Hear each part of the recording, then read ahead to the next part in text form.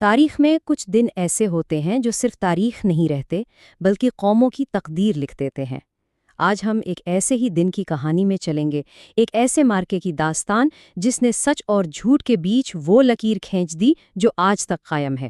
جی ہاں، ہم بات کر رہے ہیں غزوہ بدر کی، جسے قرآن نے خود یوم الفرقان یعنی حق اور باطل میں فرق کرنے والے دن کا نام دیا ہے۔ پروفٹ سینگز میں خوش آمدید۔ اس عظیم داستان کی گہرائیوں میں اترنے سے پہلے ایک بار درود پاک پڑھ لیجئے، اور ہاں، اگر آپ کو ہمارا یہ کام اچھا لگے تو چینل کو لائک اور سبسکرائب کرنا نہ بھولیے گا۔ آپ کا یہی پیار ہماری ہمت بڑھاتا ہے۔ شکریہ۔ اچھا، تو اس پورے واقعے کو ٹھیک سے سمجھنے کے لیے ہمارا سفر کچھ اس طرح کا ہوگا۔ سب سے پہلے دیکھیں گے کہ وہ کون سا تجارتی قافلہ تھا جس سے یہ سارا معاملہ شروع ہوا۔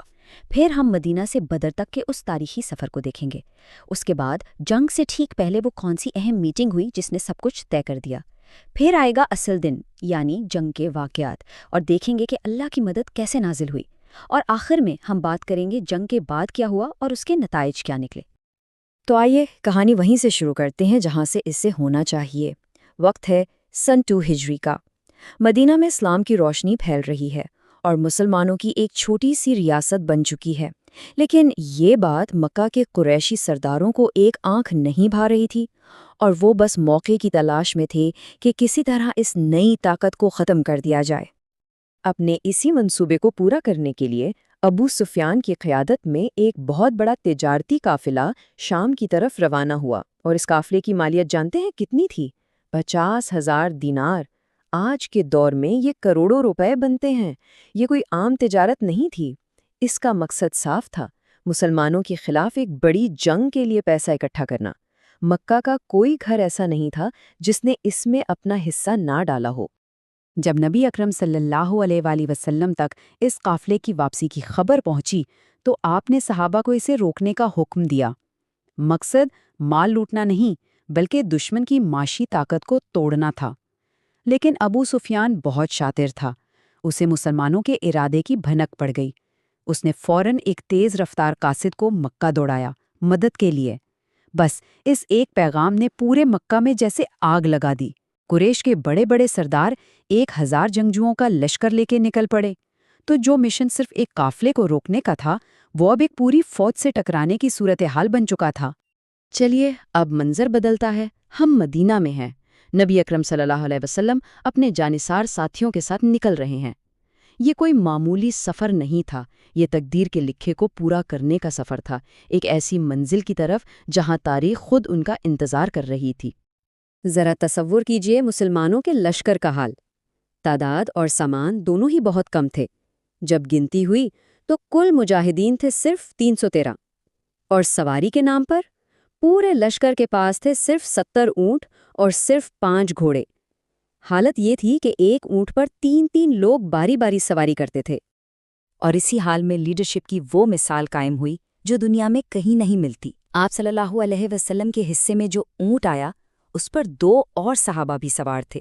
جب ان صحابہ نے چاہا کہ وہ اپنی باری بھی آپ کو دے دیں تو آپ صلی اللہ علیہ وسلم نے کیا فرمایا؟ آپ نے کہا، نہ تم مجھ سے زیادہ پیدل چل سکتے ہو اور نہ ہی مجھے تم سے کم اللہ کے اجر کی ضرورت ہے۔ یعنی اس لشکر کا سپہ سالار بھی اپنے سپاہیوں کی طرح ہر مشکل میں برابر کا شریک تھا۔ ابھی سفر جاری ہی تھا کہ پکی خبر ملی کہ قریش کا 1000 کا لشکر اپنے قافلے کو بچانے کے لیے بدر کی طرف بڑھ رہا ہے۔ اب صورتحال بالکل بدل گئی تھی۔ یہ ایک بہت ہی نازک موڑ تھا۔ اس موقع پر آپ صلی اللہ علیہ وسلم نے سب کو اکٹھا کیا اور مشورہ طلب کیا۔ اب مسلمانوں کے سامنے سوال بالکل صاف تھا۔ وہ نکلے تو تھے ایک تجارتی قافلے کے لیے، لیکن سامنے کھڑی تھی اپنے سے 3 گنا بڑی ہتھیاروں سے لیس فوج۔ کیا کیا جائے؟ آگے بڑھ کر ٹکرا جائیں یا واپس مدینہ چلے جائیں؟ یہ صرف جنگی چال کا سوال نہیں تھا، یہ ایمان، ہمت اور اللہ پر بھروسے کا سب سے بڑا امتحان تھا۔ اس خاموشی کو توڑا حضرت مقداد رضی اللہ عنہ نے، جو مہاجرین کی طرف سے کھڑے ہوئے اور وہ تاریخی جملے کہے جو آج بھی ہمارے ایمان کو تازہ کر دیتے ہیں۔ انہوں نے کہا، اے اللہ کے رسول، آپ آگے بڑھیے۔ اللہ کی قسم، ہم وہ نہیں کہیں گے جو بنی اسرائیل نے موسیٰ علیہ السلام سے کہا تھا کہ تم اور تمہارا رب جا کر لڑو، ہم تو یہیں بیٹھے ہیں۔ نہیں، ہم آپ کے دائیں سے لڑیں گے، آپ کے بائیں سے لڑیں گے، آپ کے آگے سے لڑیں گے اور آپ کے پیچھے سے لڑیں گے۔ مہاجرین کا یہ جواب سن کر آپ صلی اللہ علیہ وسلم نے انصار کی طرف دیکھا۔ انصار کے سردار حضرت سعد بن معاذ رضی اللہ عنہ فوراً سمجھ گئے اور کھڑے ہو کر کہا، اے اللہ کے رسول، ہم آپ پر ایمان لائے ہیں، ہم نے آپ کی بات مانی ہے، آپ جہاں چاہیں چلیں، ہم آپ کے ساتھ ہیں، ہم جنگ میں صبر دکھائیں گے اور مقابلے میں سچے اتریں گے۔ ان الفاظ نے یہ صاف کر دیا کہ یہ لشکر اب ایک جسم کی طرح ہے۔ اپنے ساتھیوں کا یہ جذبہ اور عزم دیکھ کر آپ صلی اللہ علیہ وسلم کا چہرہ خوشی سے چمک اٹھا۔ آپ نے فرمایا، چلو اور خوش ہو جاؤ۔ اب اسلامی لشکر کا رخ سیدھا بدر کے میدان کی طرف تھا، جہاں تاریخ کا ایک نیا باب لکھا جانا تھا۔ مسلمان قریش سے پہلے بدر کے میدان میں پہنچ گئے اور یہ ایک بہت بڑی اسٹریٹجک جیت تھی۔ یہاں حضرت خباب رضی اللہ عنہ نے ایک زبردست جنگی مشورہ دیا۔ انہوں نے کہا کہ ہمیں پانی کے سب سے قریبی چشمے پر قبضہ کر لینا چاہیے، ایک حوض بنا کر سارا پانی اس میں جمع کر لیں اور باقی چشموں کو بند کر دیں۔ اس طرح ہمارے پاس پانی ہوگا اور دشمن پیاسا رہے گا۔ آپ صلی اللہ علیہ وسلم کو یہ مشورہ اتنا پسند آیا کہ فوراً اس پر عمل کیا گیا۔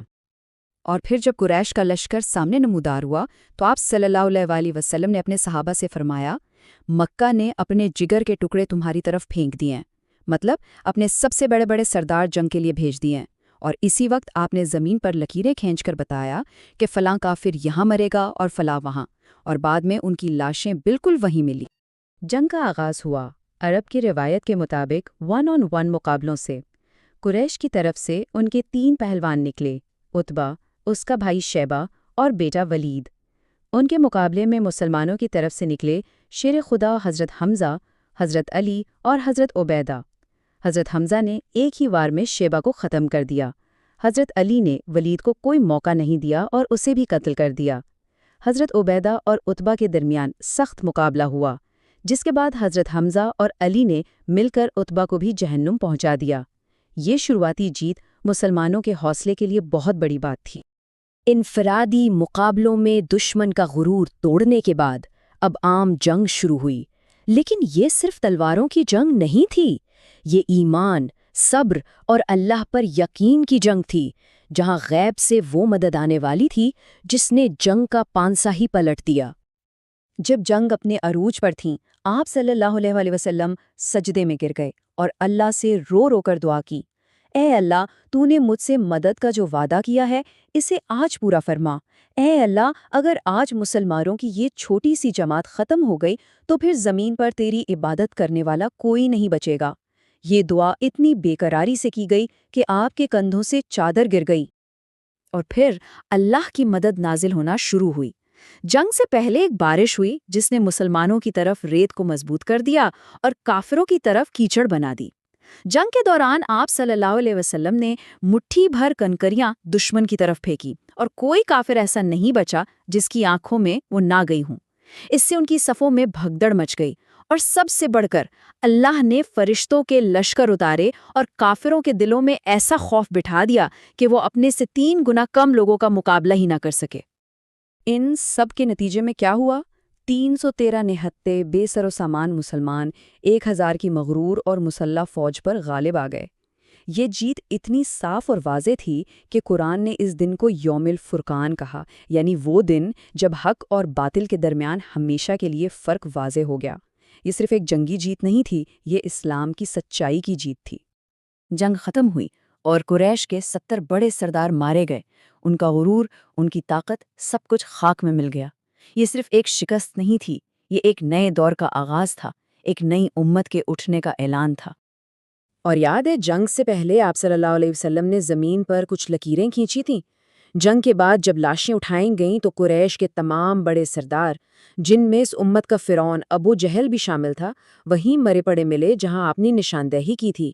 1 انچ کا بھی فرق نہیں تھا۔ یہ اس جنگ کے سچے ہونے کی ایک اور نشانی تھی۔ غزوہ بدر کی یہ کہانی ہمیں سوچنے پر مجبور کرتی ہے کہ کیسے جنگ ہر طرح کی مشکلات اور وسائل کی کمی کے باوجود پوری تاریخ کا رخ بدل سکتی ہے۔